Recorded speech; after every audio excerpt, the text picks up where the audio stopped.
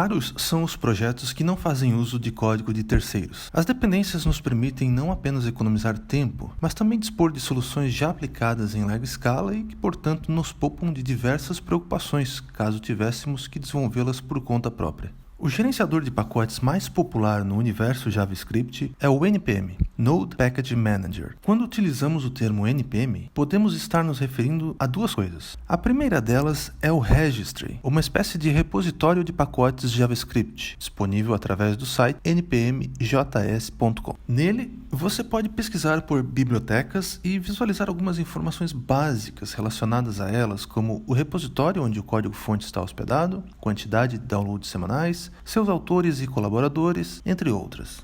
A segunda é a aplicação de linha de comando usada para executar diversas ações relacionadas ao gerenciamento de um pacote de JavaScript e de suas dependências. É essa aplicação de linha de comando que vamos seguir explorando. A aplicação é instalada juntamente com o Node. Se você já o instalou em sua máquina, já possui também o NPM. Se o Node não estiver instalado, você pode seguir as instruções do site oficial em nodejs.org. Outra forma de instalar o Node é fazê-lo através do utilitário NVM, Node Version Manager, o que é altamente recomendável. Com o NVM, você pode gerenciar múltiplas versões do Node numa mesma máquina. A configuração do NPM se baseia em 4 possíveis arquivos. O mais comum fica no diretório Home do usuário e se aplica a todos os projetos deste usuário. O segundo arquivo mais comum é o que pode ficar dentro de um projeto específico. Essa situação aparece em casos nos quais alguma configuração específica do projeto precisa sobrescrever alguma configuração presente na configuração a nível do usuário ou adicionar alguma configuração que só diz respeito ao projeto em questão. Os outros dois arquivos são um eventual arquivo de configuração global, abrangendo todos os usuários de uma máquina, e o próprio arquivo de configuração já presente por padrão na raiz do diretório onde se encontram os binários do NPM. Vejamos agora os principais comandos utilizados para gerenciar as dependências de um projeto via NPM. Usamos o comando init, abreviação de initialization, para inicializar o NPM em algum projeto. Esse comando dará origem ao arquivo package.json. Os principais atributos presentes no package.json são name e version, para os quais name deve ser uma string que respeite caracteres seguros para a URL, e version é uma string que respeita a convenção de versionamento semântico. Main é o atributo responsável por informar ao Node qual arquivo executar quando o pacote for requisitado por um projeto que o tenha instalado. Com o comando search, podemos pesquisar por pacotes publicados no NPM. Para instalar um pacote, utilizamos o comando install, passando opcionalmente duas flags principais.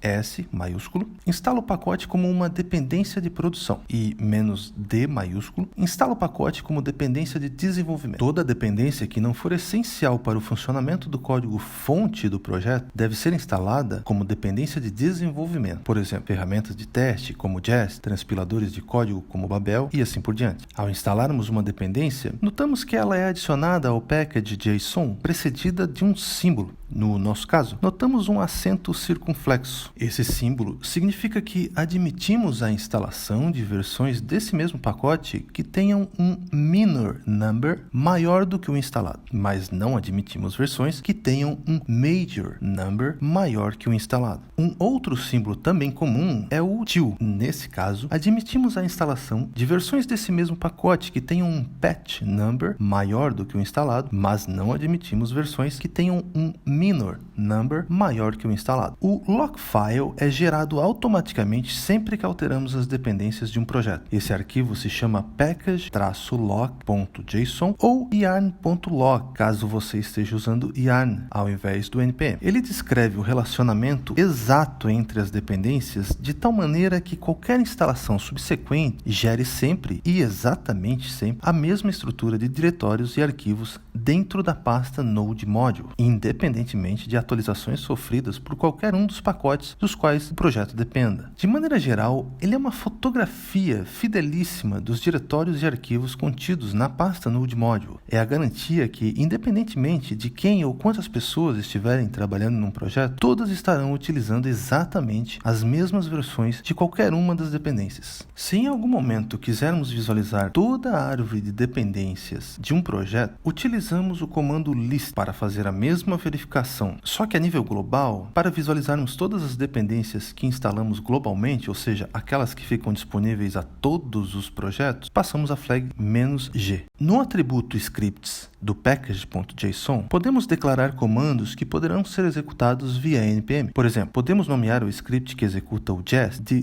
test. Assim, podemos executar os testes com o comando npm run test. A mesma estratégia pode ser usada para servir um projeto, compilar assets, publicar bibliotecas e assim por diante. Para gerar a primeira e todas as demais versões do projeto, utilizamos o comando version. Ao final do comando, teremos um novo commit, contendo a atualização da versão do projeto e uma nova tag correspondente à versão que acabou de ser gerada. É importante notar que para instalar uma dependência ao seu projeto, ela não precisa necessariamente estar publicada num registry, como o npm. É possível instalar uma dependência informando o caminho para um diretório local que contenha um package.json. Essa estratégia é bastante comum quando você precisa testar localmente alguma correção ou melhoria feita em um pacote do qual seu projeto depende. Digamos que você tenha modularizado seu projeto nos pacotes main, A, B e C. Caso você precise testar localmente a implementação de uma melhoria no pacote B, do qual main depende, você pode instalar em main a versão local de B, informando o diretório no qual é possível encontrar seu package.json. Assim, toda alteração feita no pacote B estará imediatamente acessível ao pacote main. Um exemplo prático desse caso de uso seria o de precisarmos implementar uma melhoria no pacote que acabamos de criar.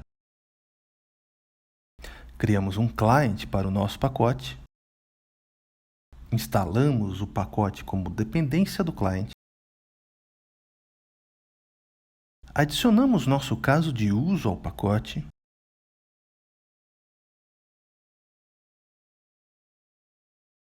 implementamos a melhoria e, finalmente, experimentamos a melhoria no client.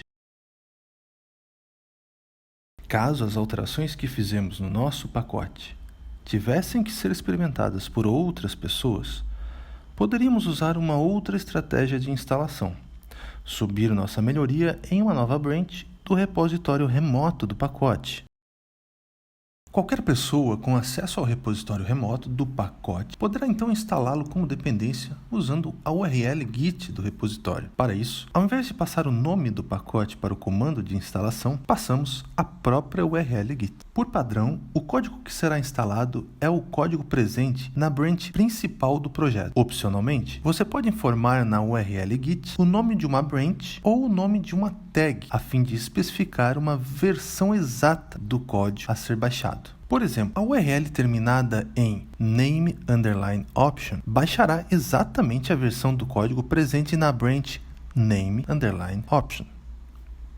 Após constatar que a melhoria estava de acordo com o esperado e mergear a alteração na branch principal, poderíamos usar novamente o comando version para subir a versão do pacote de 0.1.0 para 0.2.0 e, dali em diante, instalá-la através da URL git terminada em hash v0.2.0, que baixará exatamente a versão do código que foi identificada com a tag v0.2.0. Meu nome é Rafael Camargo e essa foi a programação especial de hoje. Se você ficou com alguma dúvida, me mande uma mensagem. Se quiser conhecer mais sobre o meu trabalho, explore meus projetos em rafaelcamargo.com. Muito obrigado!